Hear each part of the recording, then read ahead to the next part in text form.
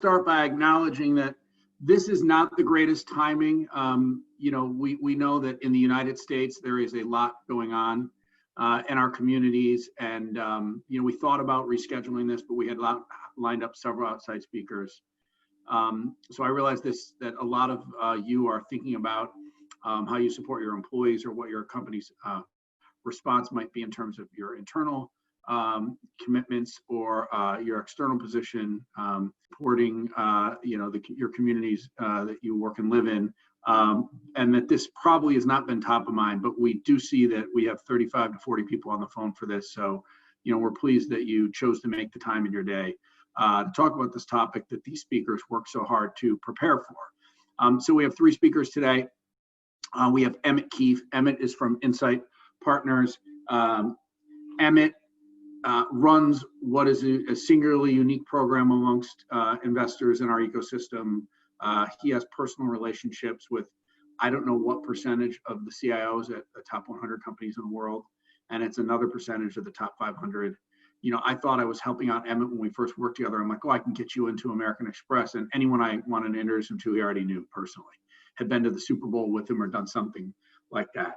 So Emmett has a direct line into CIOs at these big companies. And as you know, often the trends that are really going to take off are being adopted in a big way by these large companies, especially when it comes to digital transformation. And so Emmett is going to talk about how COVID has impacted how CIOs are prioritizing their investment. And I think it's really insightful. And he presented it, I saw it, I said, this would be great. I think our HR leaders would love to see this. Then we have Peter from Staffbase. And what's great about Peter is working with customers all the time. He's sort of the guy that helps customers understand how to get the most out of Staffbase product. And Staffbase is really where the future is. It's hitting big companies now. It'll eventually come down market to medium-sized and small companies. So with Peter, you're getting a little bit of a taste of the future and how mobile technology is transforming, work experience, employee experience. And then you have Anat, who is really going to talk to you about the here and now, and in a sort of a decidedly unglamorous part of your job, which is, payroll, administration, other aspects. But it's actually interesting to see how technology can make it, I don't know if it makes it more glamorous, but it certainly makes it's really exciting to see how easy it can be and how much better it can be. And so you're really seeing 2 ends of the spectrum. And with that said, I am going to turn it back over to Christina or direct to Emmett to get started. And I would just encourage you to please type in your questions into the chat feature. Christina, can you just clarify, will I be able to see the questions so I can facilitate, or are you going to have to facilitate? Jason, you should be able to see, and let me know if you can't. I haven't seen a single thing show up in chat besides my putting my name in. That's because no one has yet, but great. We have okay. Fantastic. All right, great. So you're going to go into presentation mode here, right, for Emmett? Great. Yeah. Mm-hmm. Take it away, Emmett.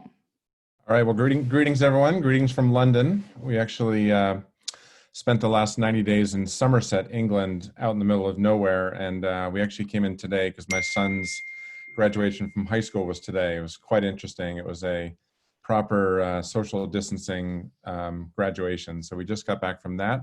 So it's exciting times around here. Over the last 90 days, I've been interviewing about 10 group CIOs per week to really get a pulse on, how are they thinking about the IT budget going forward? How are they thinking about digital? How are they thinking about cyber? Really wanted to understand exactly what was on the mind of the market. And it's been a truly fascinating set of interviews. So I'm going to kind of walk you through what we've learned over the last 90 days and also my point of view about what might be coming next. So if we go to the first slide. I actually wrote a piece back in 2018. It was called The Theater of Digital, and it wasn't necessarily a popular piece. I had a point of view that basically everything going on in the world was basically digital theater.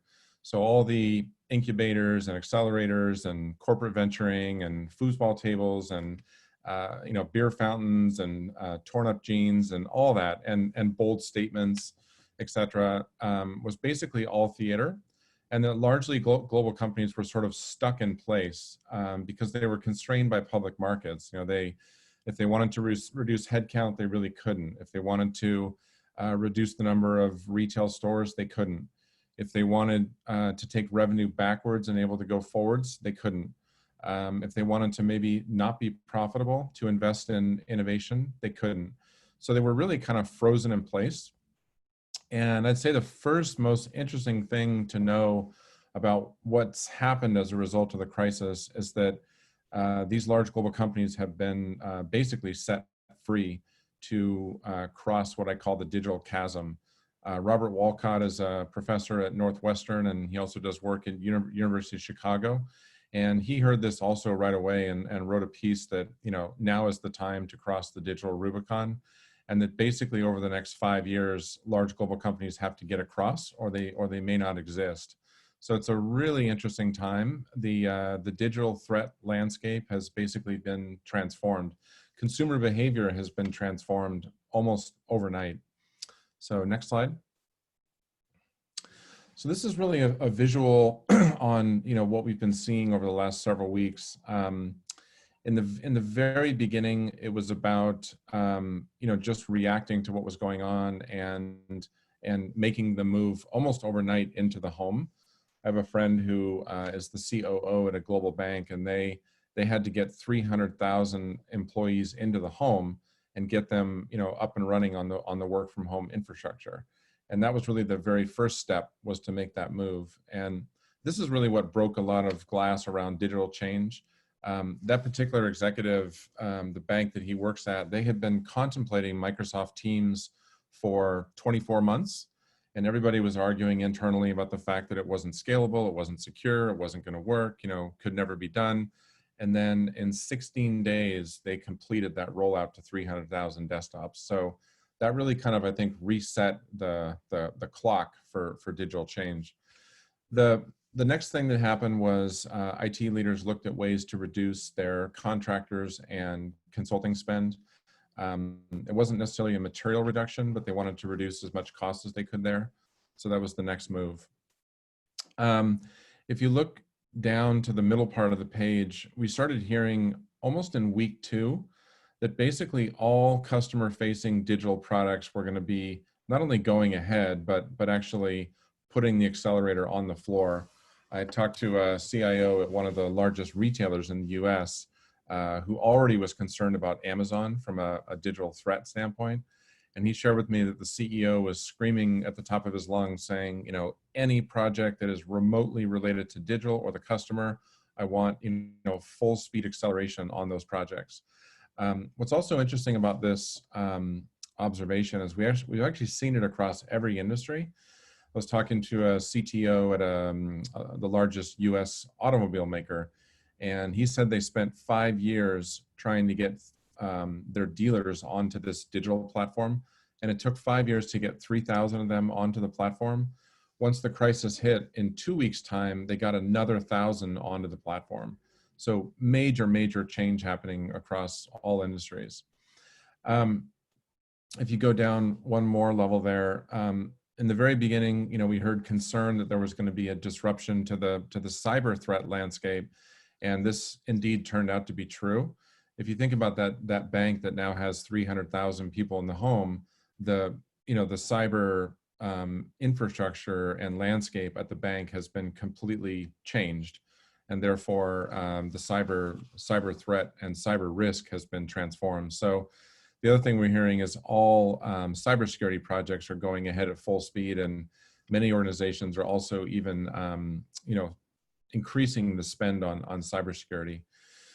If you go down one level lower, in the beginning, the market wasn't quite clear what would happen to data. There's been a lot of talk about data being the new oil, and data being at the center of digital change. In the beginning of the crisis, there was a bit of a pause, but I think what's now happened is there's been a lot of glass broken over the last 90 days around data compliance, and a lot of these rules that were put in place, GDPR and many others, I think are going to be reevaluated in the medium term and probably loosened a bit in the medium term. So organizations have used data in a very interesting way over the last 90 days, and I think we'll see an acceleration of more interesting uses of data as we go into the medium term. And then lastly, most kind of non-business critical projects have been put on hold temporarily. These are things like long-term SAP projects, or it's possible that, you know, workday projects, or, you know, many of these kind of package type implementations have been paused temporarily, not necessarily canceled, but certainly paused. And I think at the moment, everyone is in September going to reevaluate, okay, which ones do we release, which ones remain on hold. But anything kind of non-business critical right now is currently on hold. Next slide. So I'll just share a couple of slides on this digital revolution. If you go to the next slide, we found this Chinese symbol for the word crisis, and it has sort of two meanings. One is a time of danger, and the other is a time of opportunity. And that's really exactly where we are right now. And you know, organizations are obviously very concerned about the viability of their business, but at the same time, many really interesting new opportunities are emerging as a result of the crisis. So we're in this really unique position where, and this might be important for some of your businesses, but in the medium term, I think we're going to see, we're going to say goodbye to the pendulum.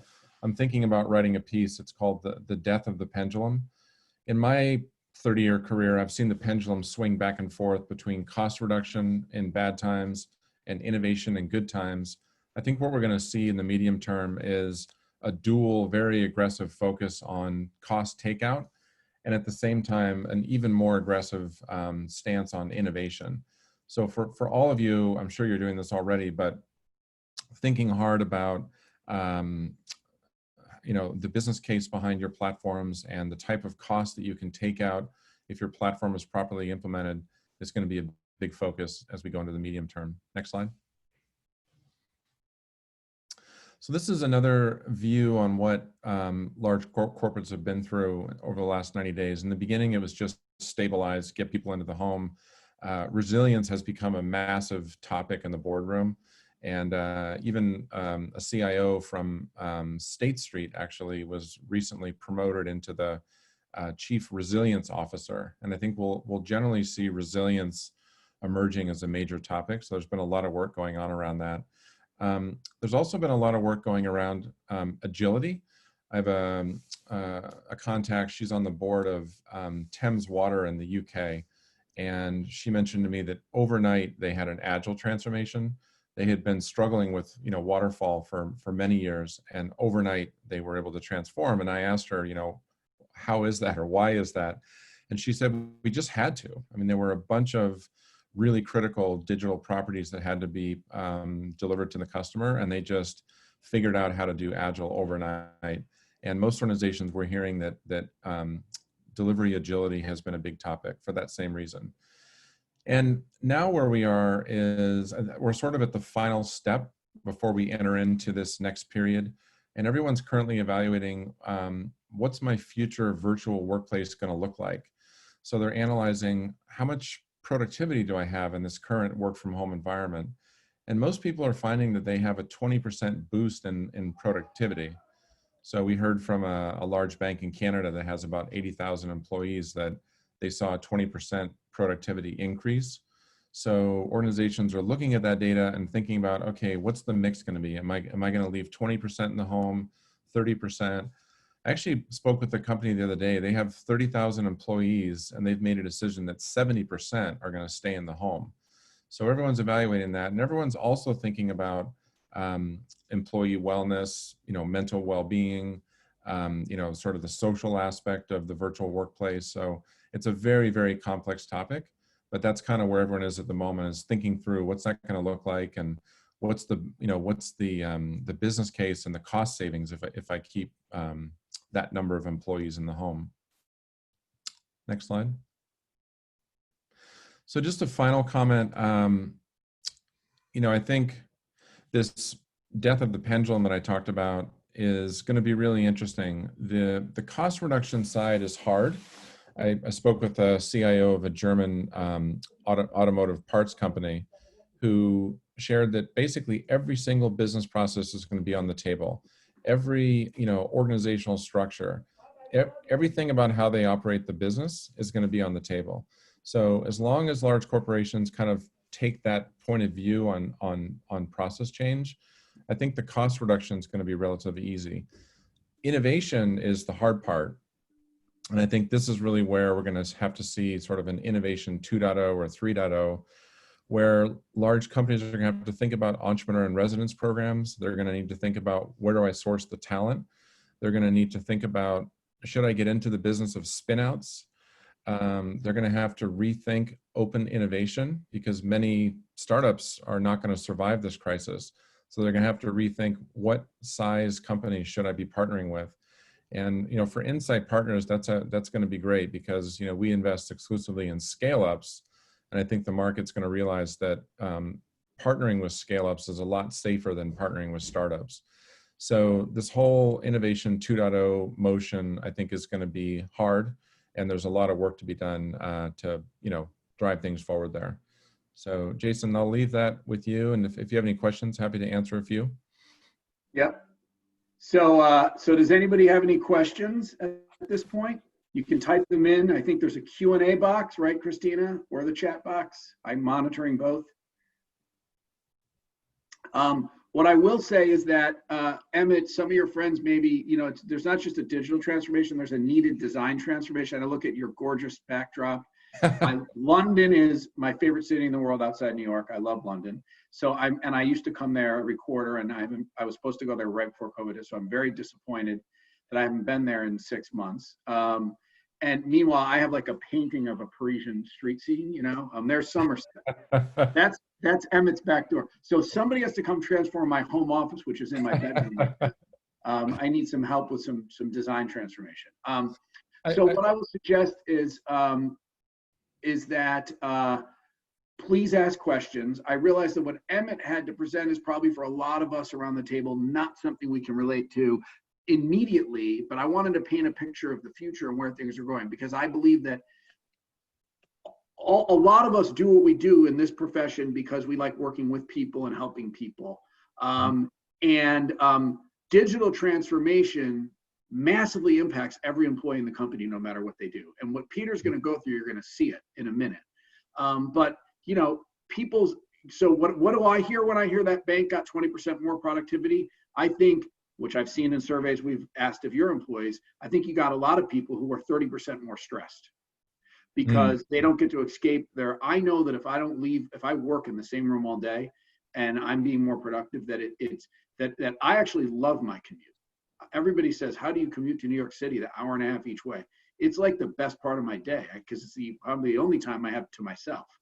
I usually work during my commute on my laptop, but I at least catch up on emails, and I feel like I'm doing what I want to do rather than reacting to the demands around me. So I just think that as HR leaders, this is your employees are being impacted, whether it's home office workers or people in manufacturing. What Peter is going to go through right now is all about employee experience, and it really is the future.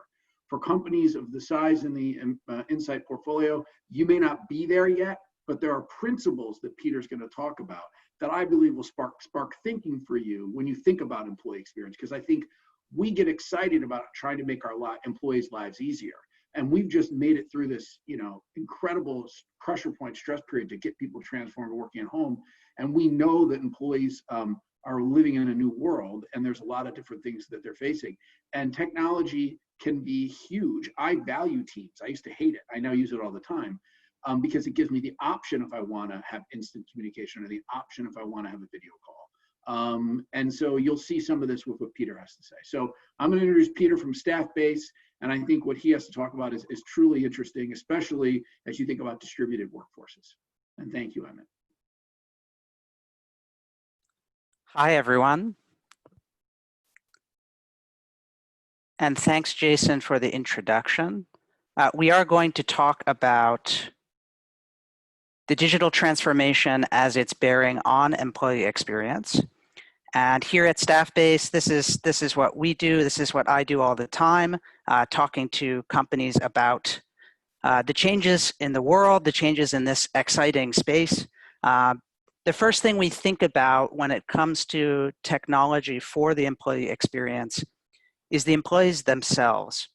And as you imagine, their tech needs and the way that their experience is bearing on technology differs by type, the type of environment they work in, the type of role that they have. And the adoption curves of these technologies follow accordingly. So what you see here, for example, you've got office workers where perhaps the digital employee experience was most directly hitting them first. But then at the other extreme, you take someone like a field worker, distributed warehouse workers, where the way technology touched their lives was different and less personal in nature. And that's the change in the world that our company is really capitalizing on. Mobile adoption among US adults hit 80% in 2016. Usage, which is what's depicted on this chart, is an even stronger indicator than just adoption is. And we see here that mobile usage now dwarfs all other media, all other digital media. So at Staffbase, we're focused on serving companies with tens or even hundreds of thousands of employees like DHL, Aldi, BMW. And with their scale, with their more specialized enterprise technology, we're pushed by working with these sorts of companies to capitalize on this change in the world and deliver this sort of employee experience that we've never seen before. And we think, as Jason said, that these trends are going to work their way down to all companies. So what are the trends? Digital transformation and mobile in particular, and this can really transform everyone's experience across all of those different job types. So we've got more tools that are at HR's disposal than ever before. The business process technology, that came first, but now with the rise of mobile, which is inherently personal, we're seeing this technology with a more personal impact. The beating heart of a digital employee experience, we believe, is the news, the company news, the local news, the social walls of what's happening at that company. These are things where new things are happening every day. And in companies with distributed workforces, you might be surprised how much of this sort of news and communication is happening still in a traditional non-digital format. The trend that we're driving is a move not only from desktop to mobile, and of course desktop is still relevant, right? So it's really from desktop to desktop plus mobile for desk workers, but also and especially for non-desk workers, they're skipping this older digital media like email newsletters altogether and leapfrogging right to a relevant employee experience on their personal phones.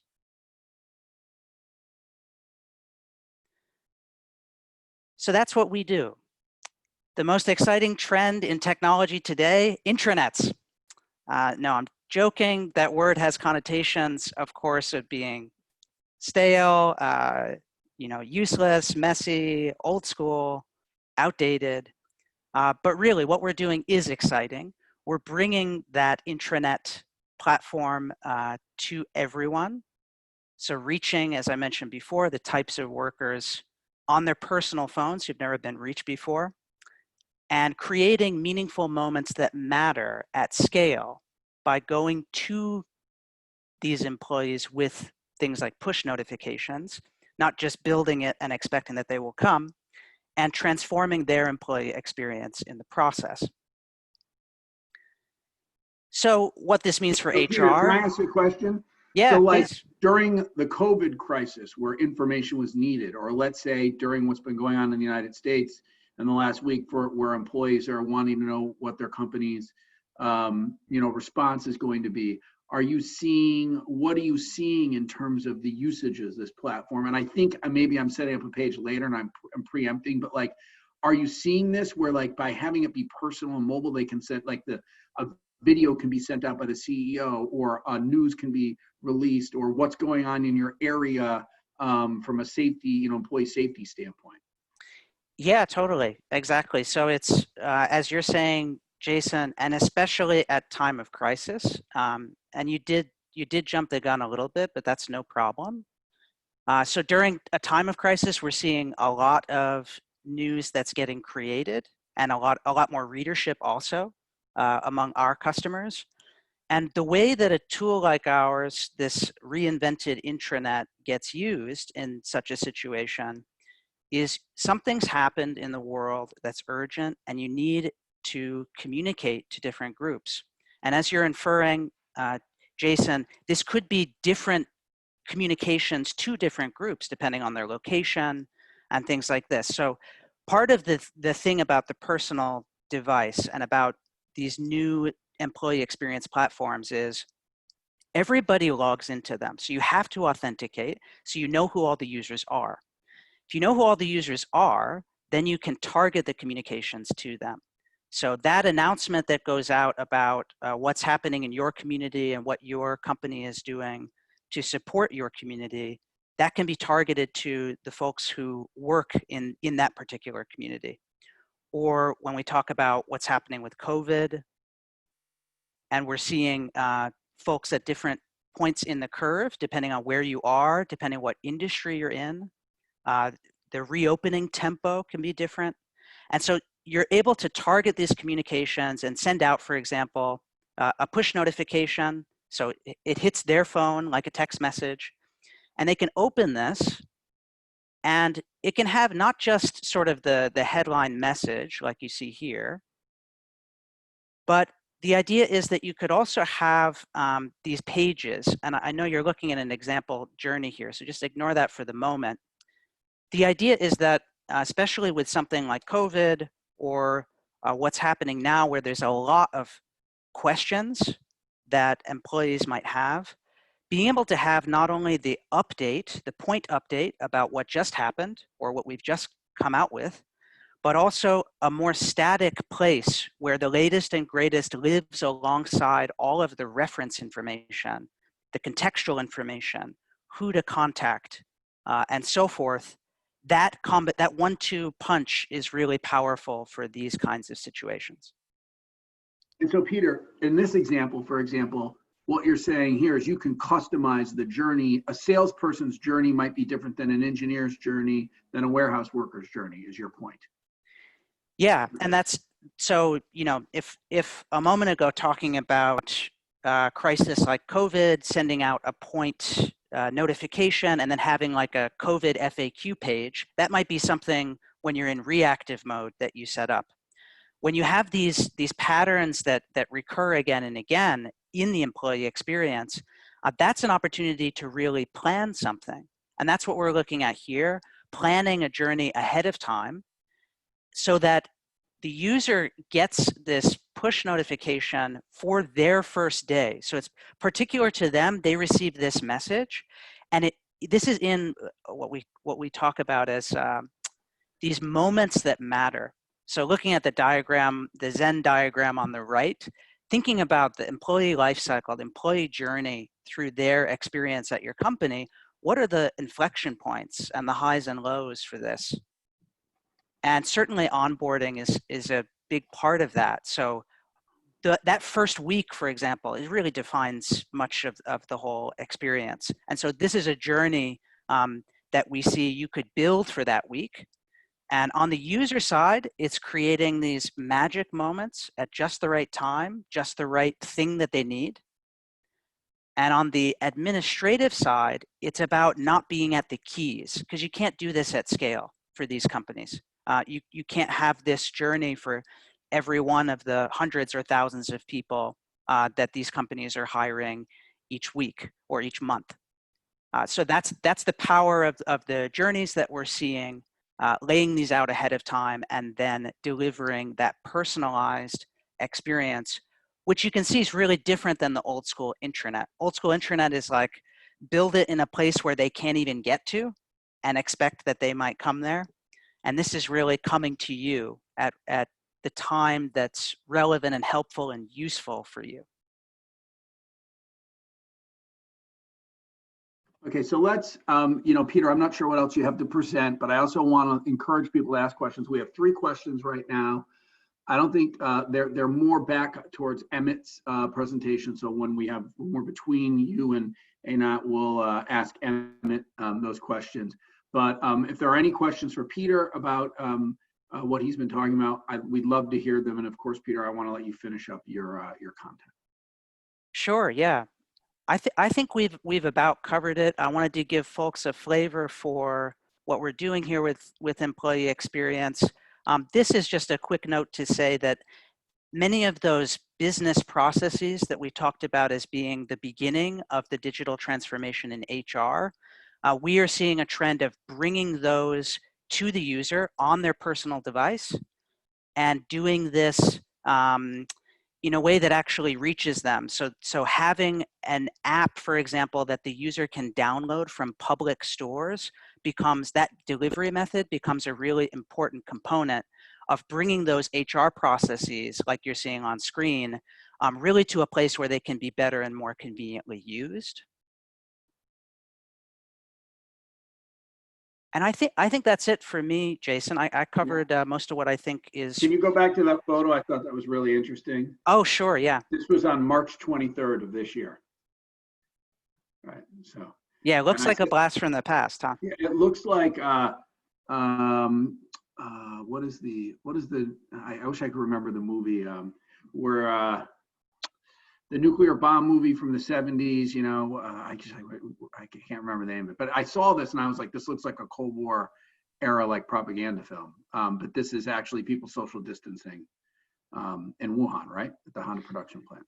Yeah, that's right. And this sort of represents this shift, and Emmett talked about it too, between, I think in your case, Emmett, it was a sort of stabilized mode into resilience and figuring out the new normal. And we see that with like coordinating lockdowns and closures, and then increasingly, how are we going to reopen for the first step, and then inevitably steps after that. Dr. Strangelove, thank you, Craig Steinfeld. That is exactly the movie I was trying. I don't know why I was having this. So Alex Chumbley has a question, and I did get Fabio's, Margot's, and Anthony's questions. I will ask them, but while we have you here, Alex Chumbley is asking you, how do you think about employees themselves as content creators? How can that drive employee engagement and improve employee experience? And how could you drive that behavior in your workforce? Yeah, so definitely we do think about them as content creators. If you think about us as the reinvented intranet, it's a lot of things that the company has that the company wants to deliver, and then some proportion of the project is going to be employee focused and employee generated. And it depends on the culture of the company, what percentage that is, and exactly what shape it takes.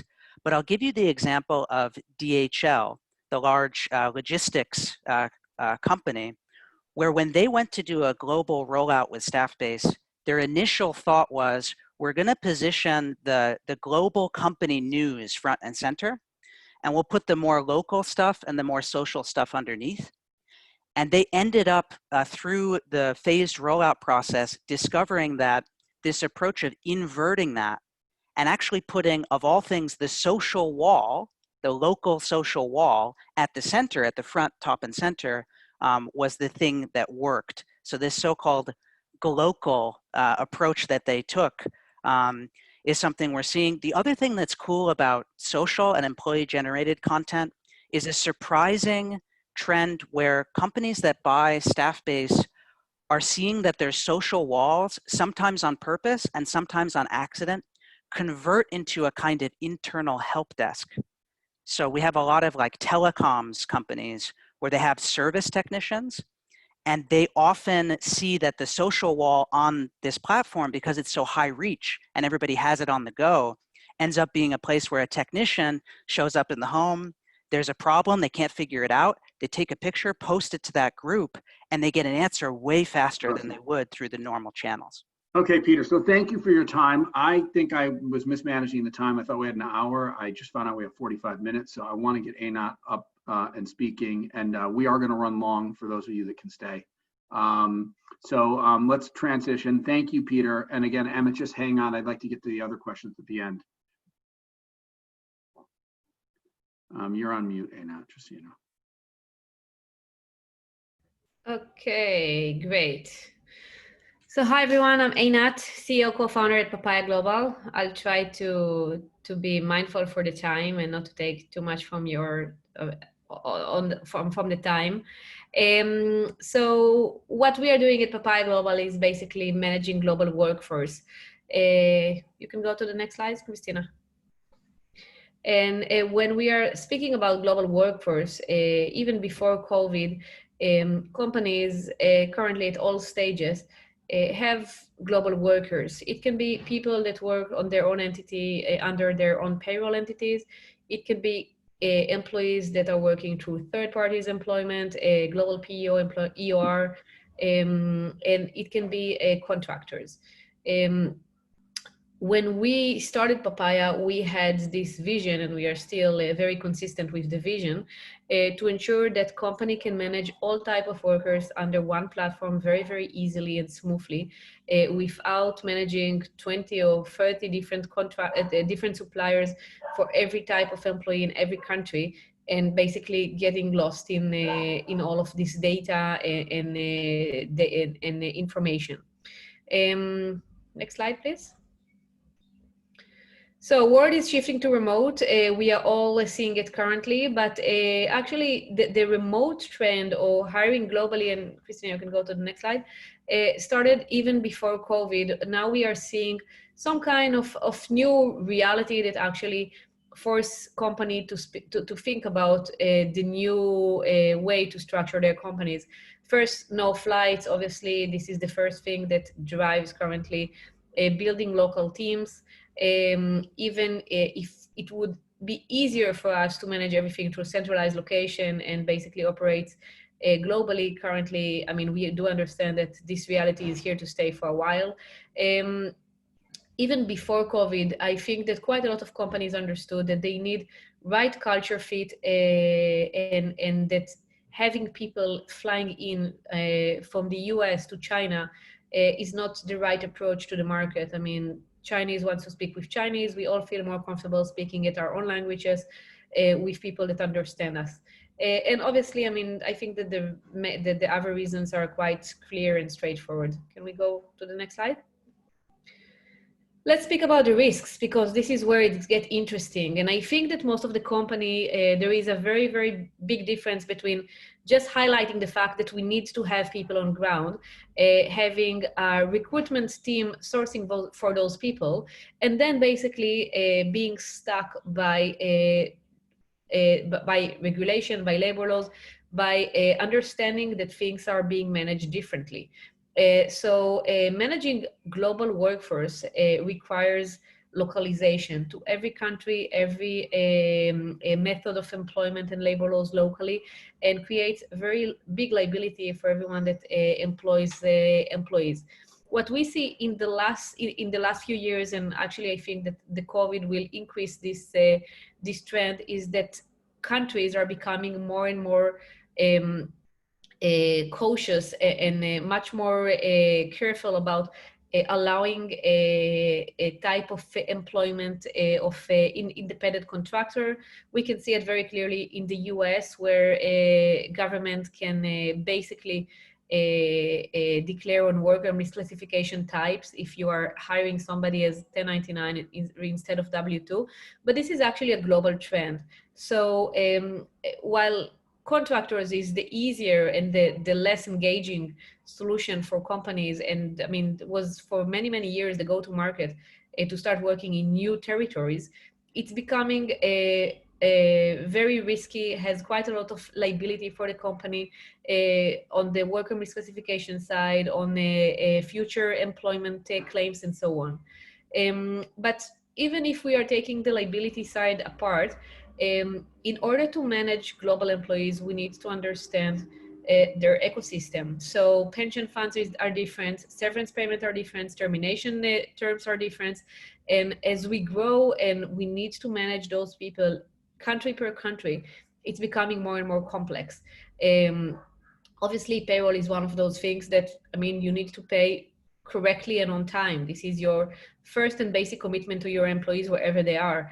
And you need to assure that you speak their language, you understand their labor laws, and you know to comply. Security and privacy, and this is something that Emmett mentioned in the beginning, and what we see, and basically this is something that we are very minded at our platform, is that currently, even before the GDPR regulation, security and privacy of the data is a very, very crucial thing. Okay, so what happened with the payroll departments is that once they're managing their global workforce, it seems that this part is kind of misaligned with the global concept of security and privacy of data.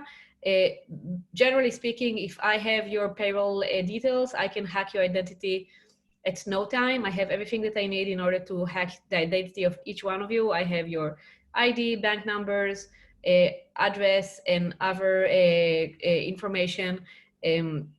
And this information is being handled currently in very reckless ways in most of the cases, which is a very, very big risk. First, for the company, because they are currently not complying with GDPR and privacy regulation, but also obviously for the employees. Payroll continuity. This is a very, very important factor that we are constantly speaking about. And this also goes to the very basic fact that regardless what happened in the world, regardless if you have employees in Italy and your country and your in-country payroll manager currently is unable to perform because he's in lockdown or sick, your employees needs to get paid. You know, this is the very, very basic things. And while we are looking currently on the way that things are being managed very, very manually, this is a very, very big risk to a company.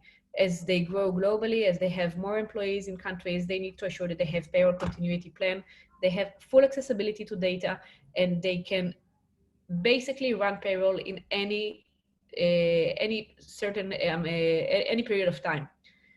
I'm going to step in that for a second and just say, you know, when I was saying how this is the here and now versus staff-based, which obviously is coming down market a little slower, when you're in a high growth, rapid scale up business, you want to get the best talent you can wherever they are.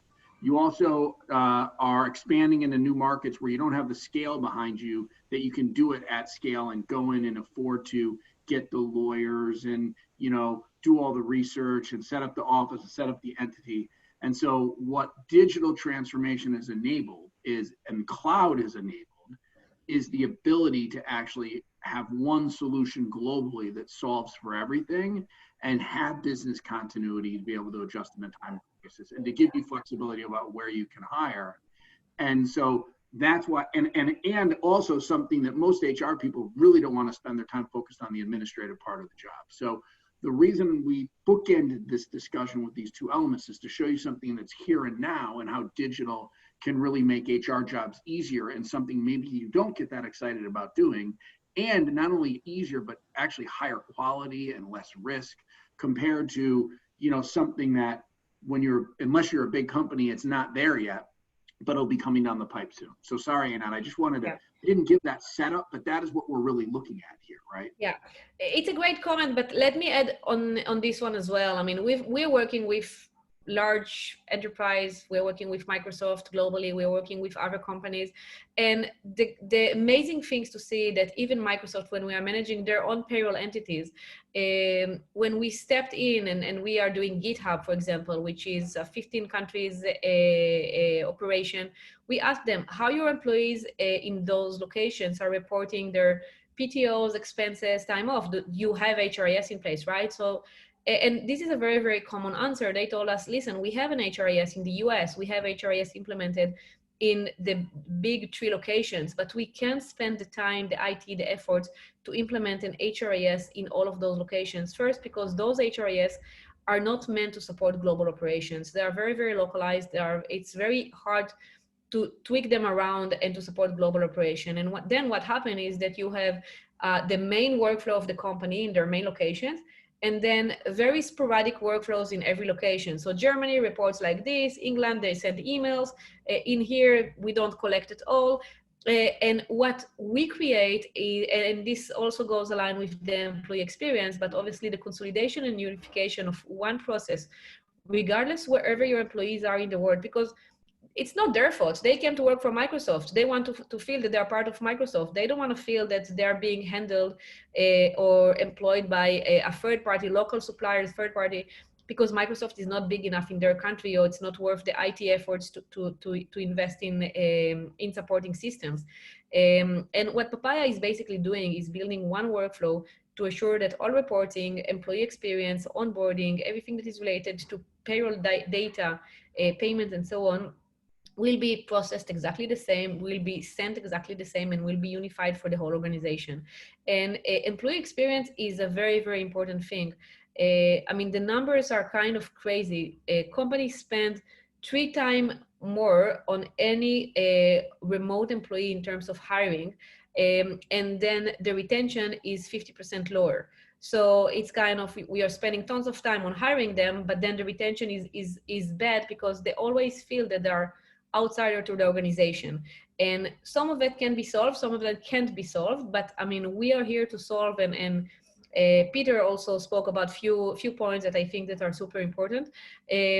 But quite a lot of things are also, it's moment matters, as he said, but it's also about the confidence that the company is taking care of me, that they know what they're doing on my payroll, that they don't have mistakes, that I can trust them with, you know, that's my money. I'm here to work and gain. And employee experience is a very, very important factor in basically managing global workforce. Okay, so Einat, we still have 45 people on, but we are a little over, but it seems like people have a little more time. Let's move forward, and so we can also get the Q&A. Okay, next slide, Christina. Next one. So let's look on a case study, because I think that this is always the easiest way. And the nice thing about Papaya is basically that we can support companies from the very early stages that they have on their global footprint until growth and until they're a public company, because they all have the same pains. They want to assure that they have global control. They want to assure that they have a monitor on the private and sensitive information, and they want to assure that basically they can create a workflow that they can go around it, delete and basically get rid of all of the manual processes, spreadsheets, data that has been collected. And I think that the main thing that everyone needs to be concerned, and I think I'll do it very, very shortly in order to be minded for the time, is can you answer 2 simple questions? How many people work for you globally, and what's their total cost on a real-time basis? And if you can't, it means that you are not managing your workers correctly, because workers are the biggest expenses of a company. In times like this, you need to be very, very cautious and minded about your cost. And in any case, I mean, discrepancies, or the biggest discrepancies, are coming from the payroll and from worker costs. So not having the control or getting those reports in a 3-month delay, which is normally the average what we see when you are processing it manually, and not being able to understand the differences in cost month over month, this is something that should change, because payroll is a basic finance operation and workflow that needs to be treated exactly the same way.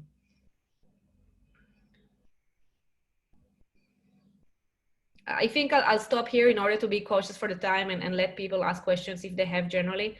So I know that we are sharing the presentation as well. So I think that's— Well, why don't you just take through the 3 takeaways? Okay. So what were your 3 takeaways, Einat, just so people— So Christina, can you reshare it so we can go over them quickly? Yeah. Okay, so really quickly, basically, global workers is here to stay. It was here to stay before COVID. It's here to stay after COVID. It will only expand, not only due to COVID, but because this is basically the right way to grow a business. But labor laws, local compliance, privacy, and so on are here to stay as well. And basically, global payroll is a technology solution. This is not something that you need to compromise and do manually. That's basically the three takeaways Right. Great. that I think that you should take from here. Okay, so let's go to the question specific to you, and then we have some questions that were for probably myself and Emmett. But one of the questions was, does Papaya handle working with the HMRC and filing P11Ds? Yes. That's great. That's a good answer. Okay. So, and that's for the UK. If it sounds like Chinese for you, that's a specific question for the UK market. But yeah, obviously. I just wanted to, hold on, I got another question here. What innovative technical solutions are companies using for interviewing given constraints driven by COVID-19 and quarantine? That's great. So let me address that one. I don't have an answer for that. I'm going to open it to the floor. People can type responses in the chat if they want, if they happen to know, but I'm going to tap into the community and network. I am using Teams or Zoom still. But I would love to hear of the innovation that we reached to, yeah.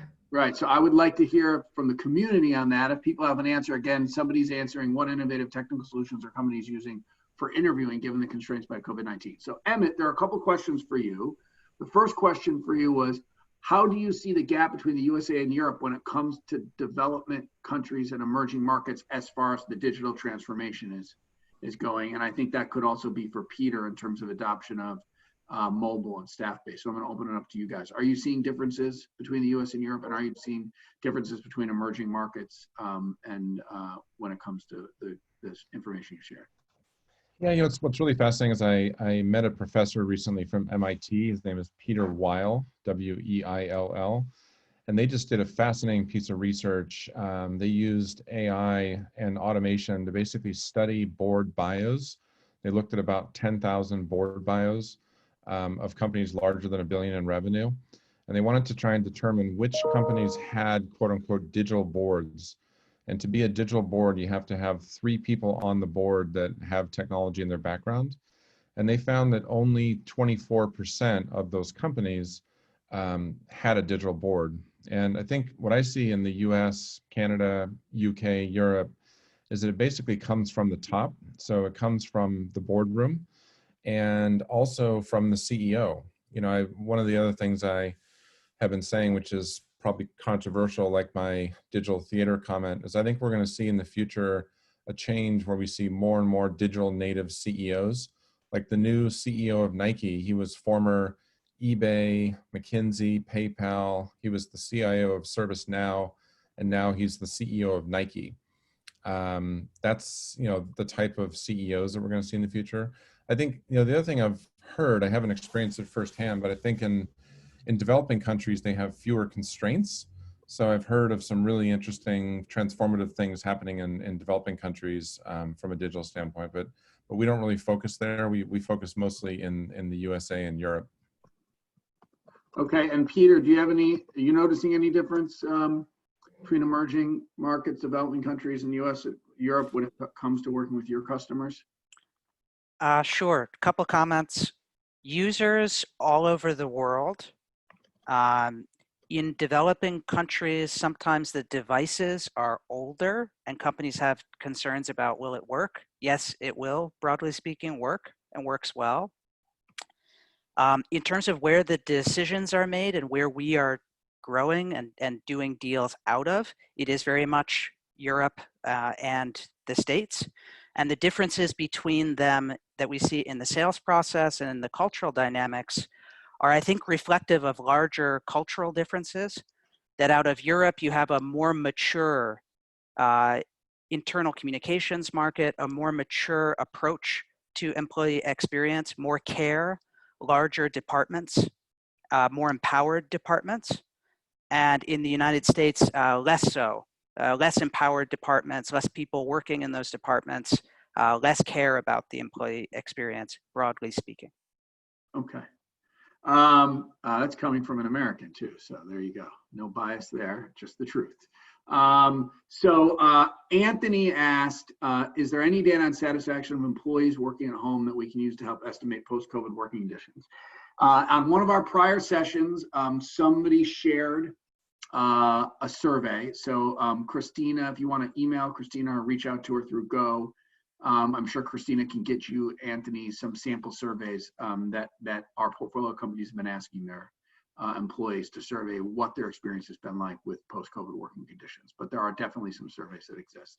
Margot wanted to ask, I think you, Emmett, do you think there will be future consequences with all these decisions, or you, Peter, but I'm going to start with Emmett.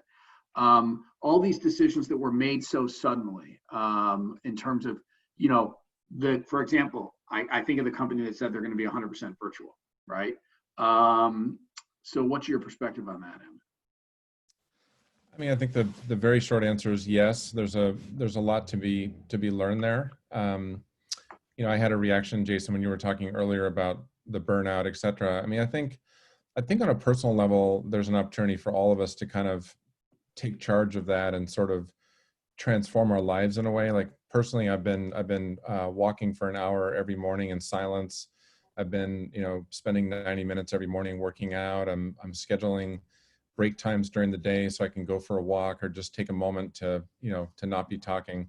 The other thing we could all be thinking about is rekindling old hobbies. I mean, I personally love playing the drums and have been wanting to get back at that for a long time. So I think, there is going to be a pendulum swinging on this virtual workplace, but I do think it is possible to have an extraordinary life working that way.